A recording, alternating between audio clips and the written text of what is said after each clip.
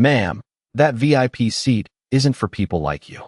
The words landed louder than the boarding announcements, freezing conversations across the private departure lounge at Reagan National Airport just after 8:10 on a cool Monday morning. Heads turned. Coffee cups paused halfway to waiting hands. A businessman lowered his newspaper. A family stopped gathering their carry-ons. Even the soft piano music drifting through the lounge suddenly felt distant.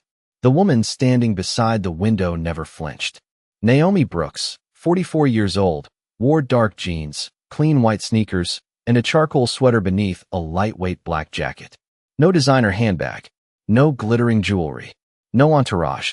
She carried only a slim leather portfolio and the calm expression of someone who had seen this moment more times than anyone should.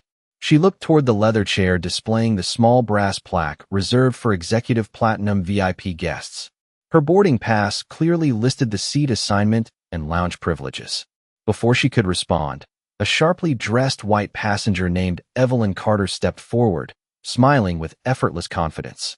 "There must be some mistake," Evelyn said, loud enough for everyone nearby to hear. "That seat was promised to someone important." The lounge attendant glanced at Naomi, then back at Evelyn, and without checking a single screen, nodded as though the decision had already been made. "Ma'am," he said politely, "would you mind moving while we sort this out?" Naomi studied his face for a long second. There was no anger in her eyes, only disappointment that seemed older than the room itself. She quietly placed one hand on the back of the chair, but made no move to sit. "Before we continue, where are you watching from? Drop your city or country in the comments below. And if you believe in dignity and justice, hit like and subscribe. These stories spark change, and we're glad you're here." Now, back to Naomi Brooks. Around the lounge, whispers spread faster than facts. One traveler shrugged as if the answer were obvious. Another muttered that premium travelers usually dressed differently. Someone else looked away, unwilling to become involved. The polished marble floors reflected every uncertain glance. Floor-to-ceiling windows framed aircraft rolling slowly across the runway. But inside the lounge, another kind of departure had begun. It was the quiet departure of fairness. Naomi finally spoke, her voice steady and measured. "Could you verify the reservation before asking me to leave?" The attendant hesitated, yet Evelyn answered first. "There's nothing to verify," she said with an amused smile. "We all know how these mix-ups happen." A few people nodded. Others looked uncomfortable but stayed silent. The silence itself became part of the accusation. Naomi slipped her boarding pass back into its holder without raising her voice. She neither defended herself nor challenged anyone in the room. Instead, she simply observed. Every face, every reaction, every choice. Somewhere behind the reception desk, another employee reached for a phone. Across the lounge, a young operations associate frowned at the reservation monitor as though something she remembered refused to disappear. Outside, another jet lifted into the gray morning sky. Inside, the room held its breath, unaware that the smallest decision made over one leather chair was about to place every person present at the center of a lesson none of them would ever forget. Naomi Brooks stepped away from the chair without the slightest trace of frustration crossing her face. To everyone watching, it looked like quiet surrender. To Naomi, it was something entirely different. It was observation. She had learned years ago that people often revealed their character long before they revealed the truth. The lounge attendant relaxed the moment she moved, almost relieved that there would be no confrontation. Evelyn Carter smiled to herself and settled comfortably into the leather chair that had never belonged to her in the first place. Around them, conversations slowly resumed, but they carried a different tone now. Some travelers whispered that the situation had probably been a misunderstanding. Others assumed the woman in simple clothes must have walked into the wrong section. Nobody seemed interested in asking the one question that actually mattered. Had anyone verified the reservation? Naomi quietly walked toward a nearby window overlooking the runway, resting her leather portfolio against her side as another aircraft pushed back from the gate.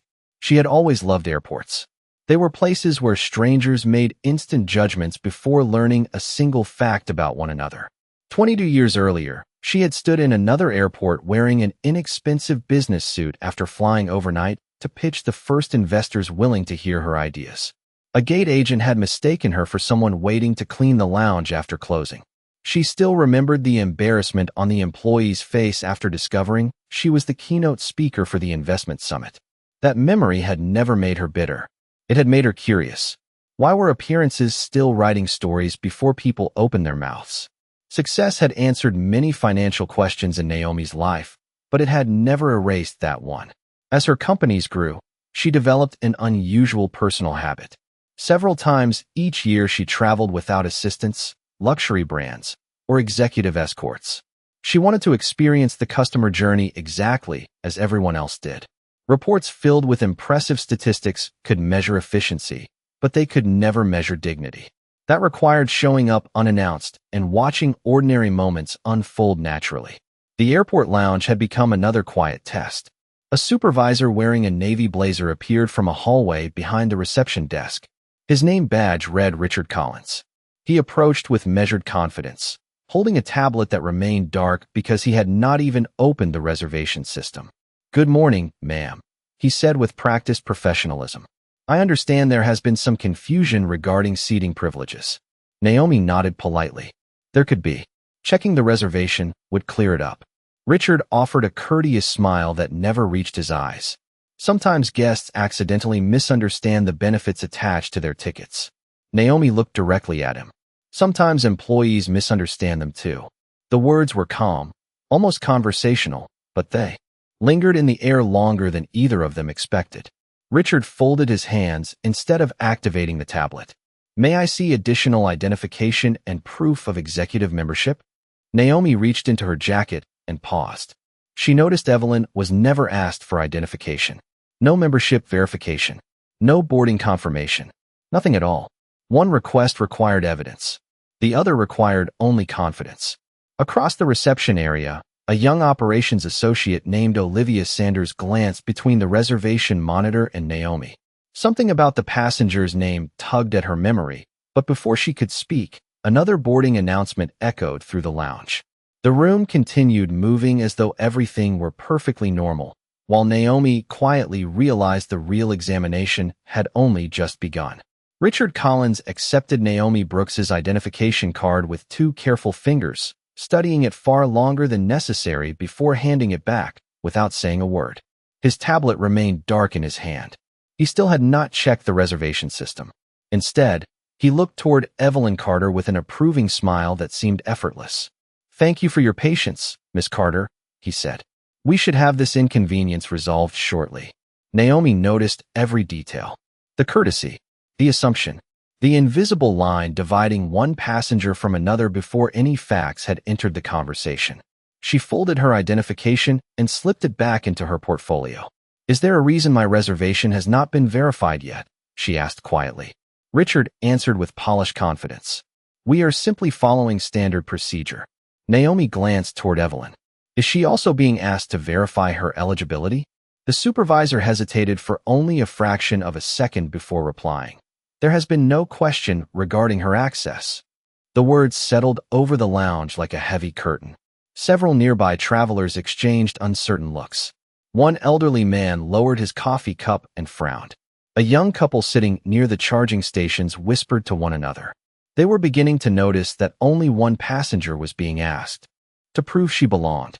Evelyn crossed one leg over the other and smiled toward the surrounding guests as though everything unfolding confirmed what she had believed from the beginning. "Some people take advantage of premium areas," she said casually. "The staff has to protect paying customers." No one challenged her. No one asked whether she had seen Naomi's boarding pass. Confidence continued to outweigh evidence. Richard finally powered on his tablet, but instead of opening the reservation list, he selected another screen. "May I ask how you obtained executive platinum access?" he said. Naomi looked at him steadily. "The same way everyone else does. Through authorization." Richard nodded as though the answer itself had raised more suspicion. "Do you have documentation supporting that authorization?" Naomi almost smiled. She had traveled across the country hundreds of times, visited private terminals, attended board meetings, and negotiated billion-dollar agreements. Never once had anyone requested paperwork beyond a valid boarding pass. Yet today, every answer seemed to generate another question. Across the reception counter, Olivia Sanders continued staring at the reservation monitor. A familiar name remained highlighted on her screen. Naomi Brooks. Executive Platinum. Priority Clearance. Internal Executive Notation. Olivia blinked twice, convinced she had remembered correctly. She quietly stepped toward another employee. "I think we should double-check something," she whispered. Before she could continue, Richard noticed her movement. "Olivia," he called calmly, "please return to your station. I am handling this." She stopped immediately, but uncertainty stayed written across her face. Naomi noticed it. So did a middle-aged passenger seated nearby who had been pretending to read financial news on his tablet. He lowered the screen and watched more carefully now. Something about the exchange no longer felt like routine customer service. It felt personal. Another boarding announcement echoed through the lounge as travelers gathered their belongings for an earlier departure. The room remained elegant, orderly, and quiet, yet beneath that polished surface the atmosphere had changed completely. Every unanswered question added another layer of tension. Every assumption deepened the divide. Naomi remained perfectly still, saying nothing more. She had learned that when people believed they were completely right, they often revealed far more than they ever intended. And without realizing it, everyone in the lounge had begun taking a side before a single fact had been confirmed. Olivia Sanders tried to focus on the reservation monitor, but the name displayed across the screen refused to leave her thoughts.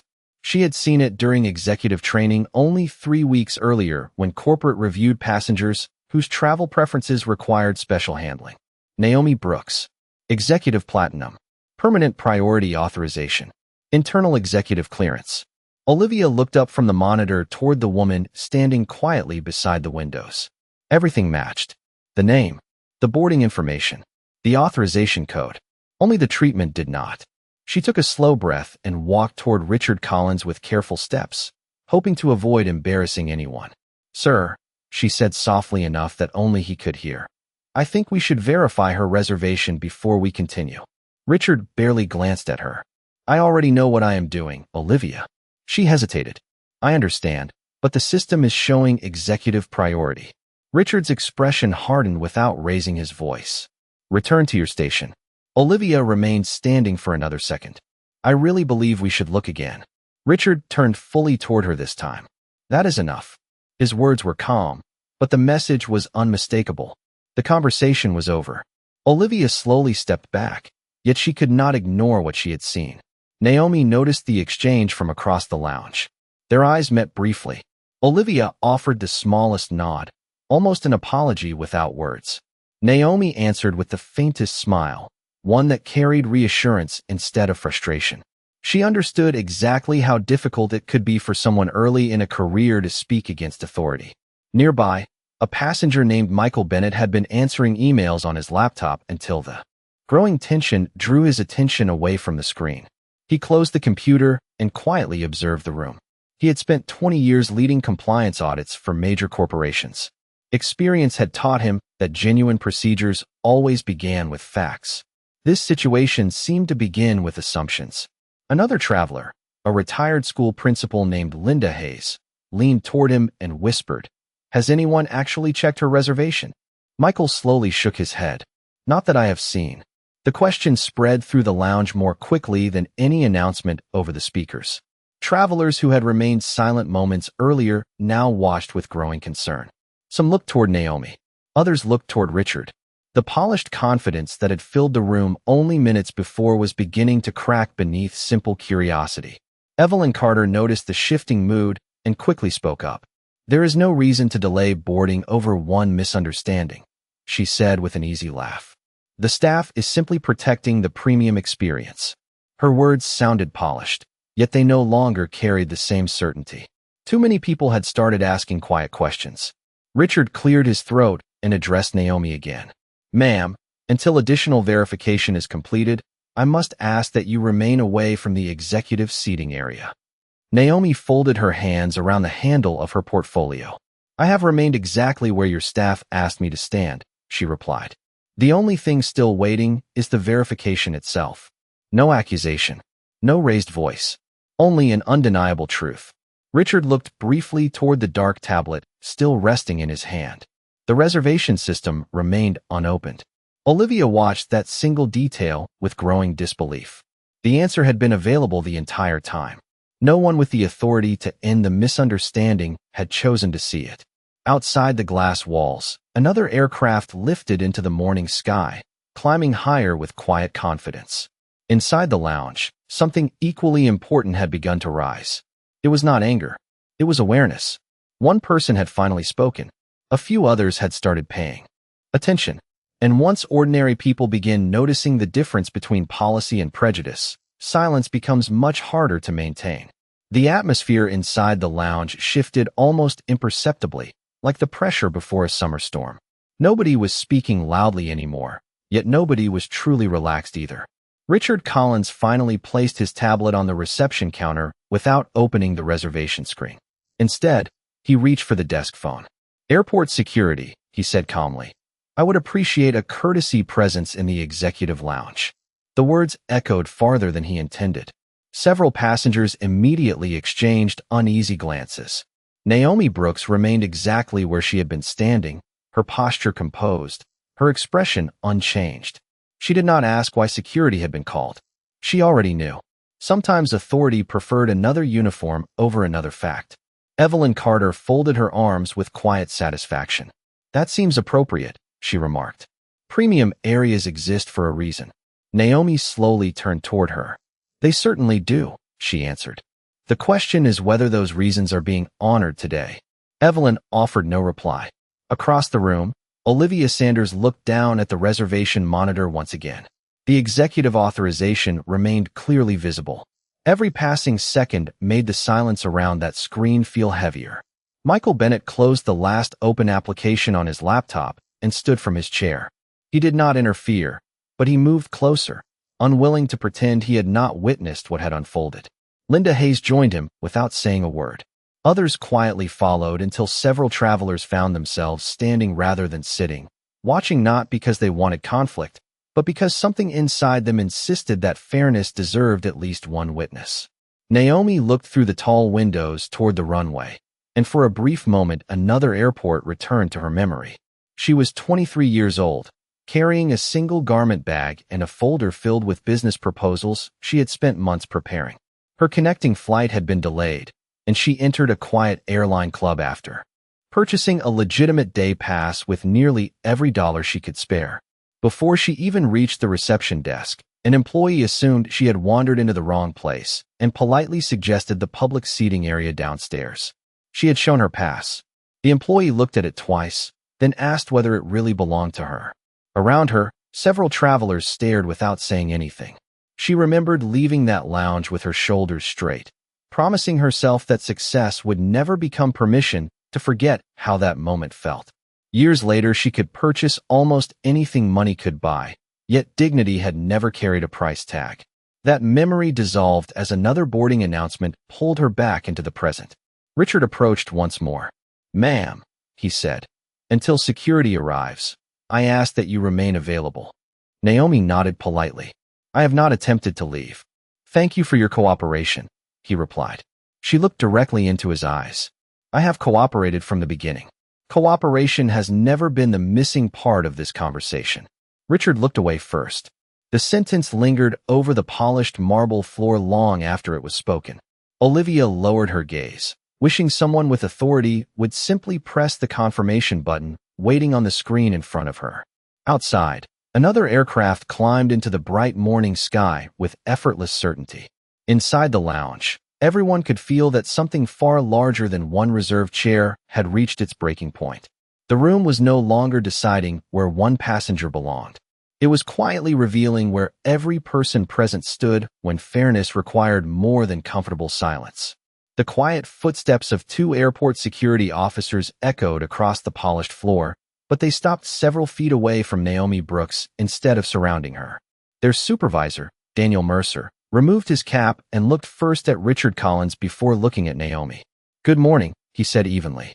"We received a request for assistance." Richard immediately stepped forward. "This passenger has refused to comply with seating instructions involving our executive platinum area." Daniel turned toward Naomi. "Ma'am, have you refused to follow staff directions?" Naomi answered with the same calm voice she had used from the beginning. No. I moved away from the chair when requested. I presented my identification. I have answered every question. I have only asked that my reservation be verified. Daniel paused. He glanced around the lounge. No raised voices. No disturbance. No confrontation. Only dozens of passengers watching with growing concern. Michael Bennett spoke before anyone else could.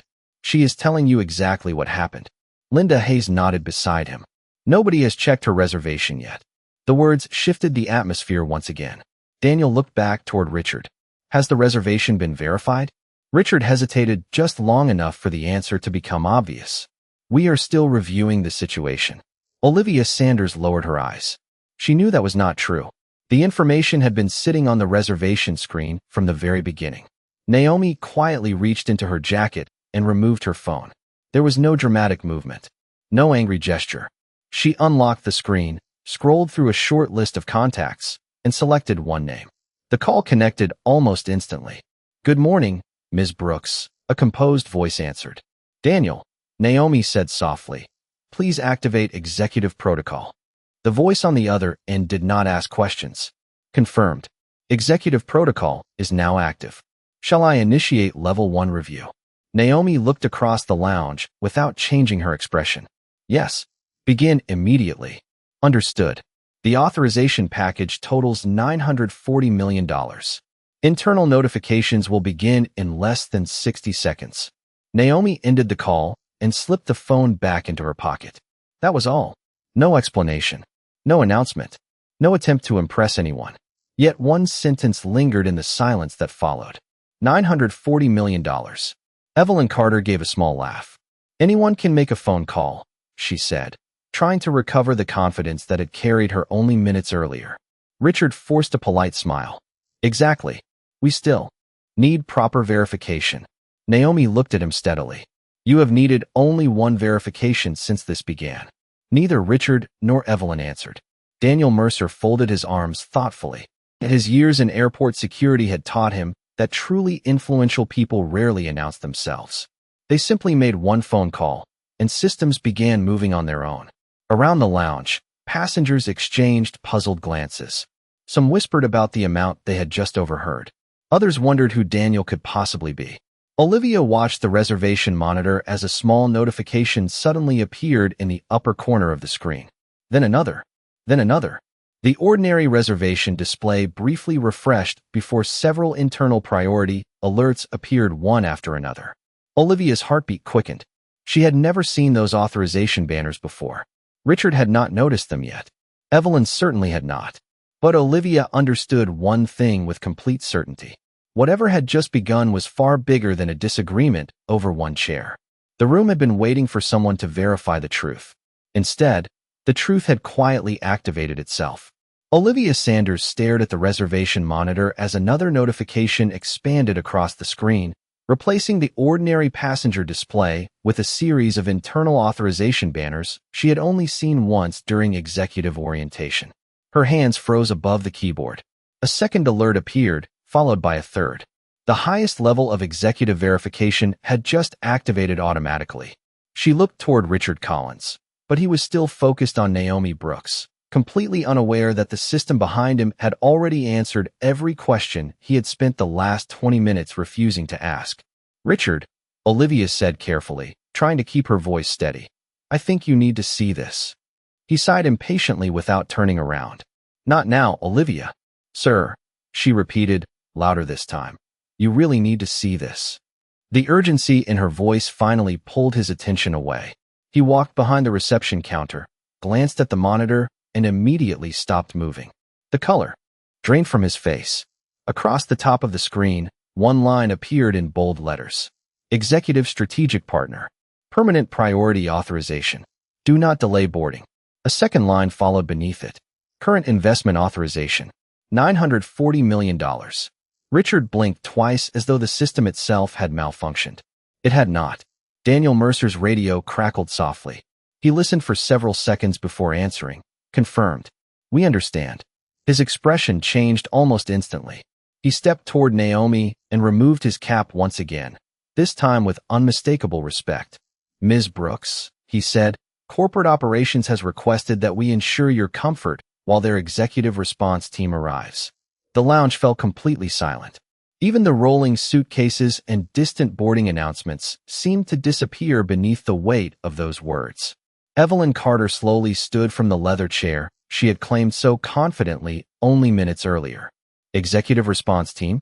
She asked, her voice suddenly uncertain. Richard swallowed hard before looking at Naomi. For the first time since the encounter began, he seemed unable to find the right words. Naomi calmly met his eyes. You spent all morning asking whether I belonged in that chair, she said quietly. You never asked who made the Executive Platinum program possible. Nobody spoke. Naomi continued with the same measured tone she had maintained from the beginning. The $940 million authorization you heard was not for my ticket. It was the investment package my company approved to modernize premium passenger services across this network. Richard looked back at the monitor as though hoping the information would disappear. It remained exactly where it had always been, waiting for someone willing to read it. Naomi took one slow step forward. You gave away my reserved seat before verifying my reservation.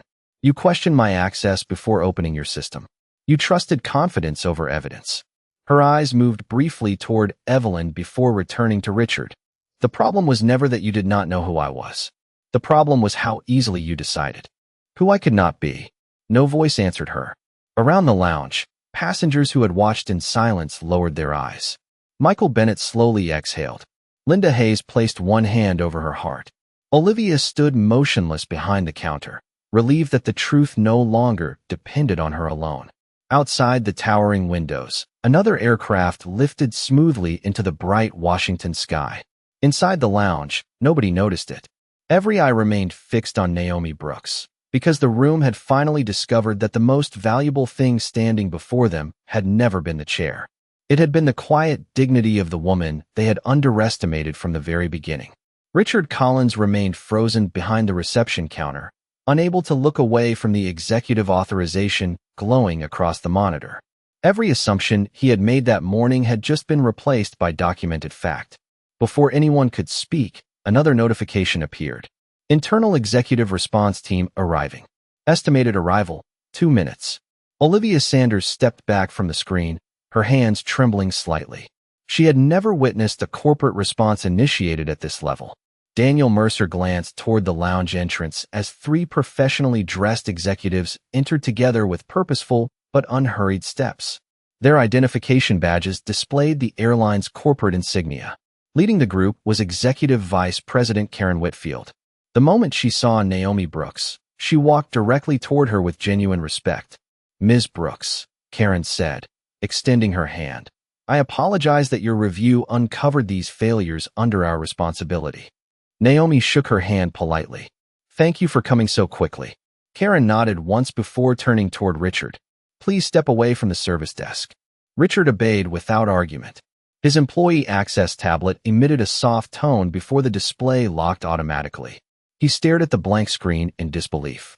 Karen addressed him calmly.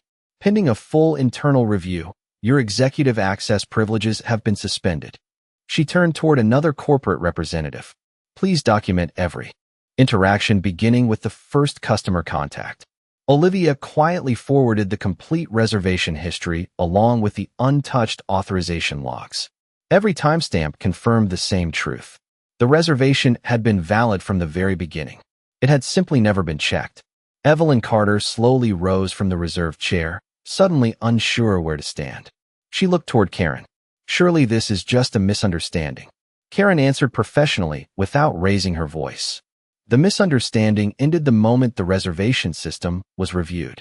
The words settled heavily across the lounge. Michael Bennett folded his arms thoughtfully. All of this could have been avoided with one click, he said quietly. Linda Hayes nodded. Or with one fair question. Several passengers murmured in agreement. The atmosphere had completely transformed. Minutes earlier, many had accepted appearances as evidence. Now they watched documented facts replace every assumption. Karen turned back toward Naomi. Corporate operations has already initiated a complete audit of this location's premium service procedures. We will also review similar guest interactions to determine whether this reflects a broader pattern. Naomi listened carefully before answering. That matters more than anything happening to me today. Karen looked surprised. Naomi continued. One reserved chair is not the real issue. The real issue is how quickly dignity disappears when someone decides another person does not fit their expectations. No one interrupted her. Richard lowered his head, finally understanding that every unanswered request for verification had become part of the record. Olivia looked across the lounge at the passengers who had quietly begun standing beside fairness instead of convenience. Daniel Mercer removed his cap once more, this time speaking not as security, but simply as another witness. "Thank you," he said. "You reminded everyone here what professionalism is supposed to look like." Naomi smiled gently. Professionalism begins with curiosity before judgment. Karen stepped aside and gestured toward the executive platinum chair that had started the entire morning. "Ms. Brooks, your reserved seat is ready whenever you wish." Naomi glanced at the chair only briefly before looking around the lounge instead. She noticed Olivia, who had chosen integrity over comfort. She noticed Michael and Linda, who had spoken when silence would have been easier. She noticed even those who had said nothing but were now reconsidering what they had believed. In that moment, the greatest correction was not that one passenger had been restored to her proper seat. It was that an entire room had been forced to confront the quiet cost of assumptions before another journey could begin. Naomi Brooks looked once more at the executive platinum chair before quietly picking up her leather portfolio. She did not rush toward it. She did not celebrate. She did not allow the room to mistake vindication for victory. Karen Whitfield stepped beside her. "The aircraft is ready whenever you are, Ms. Brooks. We can arrange anything you need." Naomi smiled warmly. "Everything I needed arrived the moment the truth did." Karen nodded with quiet understanding. Richard Collins remained standing near the reception desk, his shoulders lower than they had been only minutes earlier. He finally gathered the courage to speak. "Ms. Brooks," he said carefully, "I owe you an apology." Naomi turned toward him. "You do," she answered honestly, "but not because of who I am." Richard looked confused for a moment. Naomi continued. "You owe one because of who you believed I could not be." The words settled into the silence without anger or accusation. They simply existed, impossible to dismiss. Richard slowly lowered his eyes. "I understand." Naomi gave a gentle shake of her head. "Understanding begins today. It only matters if it changes tomorrow." Nearby, Olivia Sanders quietly watched the exchange. Karen noticed her and smiled. "Miss Sanders, thank you for insisting that the reservation be verified." Olivia looked surprised. "I only did what should have happened from the beginning." "Exactly," Karen replied. "That is how cultures improve. One person chooses facts before assumptions." Michael Bennett closed his laptop and approached Naomi with a respectful smile. "I have spent my career auditing companies," he said. "Today reminded me that the strongest controls in any organization are still ordinary people willing to speak when something feels wrong." Linda Hayes nodded beside him. "Children learn fairness by watching adults. So do adults." Naomi thanked them both before glancing around the lounge one final time. The same polished floors reflected a completely different room now. Earlier that morning they had reflected hesitation, assumptions, and quiet acceptance. Now they reflected humility, accountability, and conversations that would continue long after the next flight departed. Evelyn Carter remained near the seating area, unusually quiet. Naomi walked toward her with calm, measured steps. "I hope your trip goes well," she said sincerely. Evelyn looked startled. "After everything?" Naomi answered with the faintest smile. "People remember kindness longer than humiliation. I would rather leave you with the first." Evelyn could not answer. Naomi simply nodded and continued toward the boarding entrance. As she reached the gate, Daniel Mercer opened the access door for her. "Safe travels, Ms. Brooks." "Thank you," Naomi replied. "And thank you for asking questions before making conclusions." Daniel smiled. "I will remember that." Naomi stepped through the doorway without looking back. Outside, the morning sun reflected across the aircraft waiting at the gate, bright enough to erase the long shadows stretching across the runway. Inside the lounge, conversations slowly resumed, but they sounded different now. Travelers spoke less about the woman who had quietly transformed the room and more about the choices each of them had made while watching her. Some admitted they should have spoken sooner. Others promised themselves they would next time. Karen remained near the reception desk, already discussing new training procedures and policy reviews with her team. Olivia returned to her workstation carrying a confidence she had not possessed when the day began. Richard stared at the reservation monitor one last time before closing his eyes briefly, knowing the most important lesson on the screen had never been the executive authorization or the $940 million investment. It had been the reminder that every person deserves to be treated with dignity before any title, account balance, or position is ever revealed. Naomi never raised her voice that morning. She raised the standard, and long after her flight disappeared beyond the clouds, that higher standard remained behind for everyone else to meet.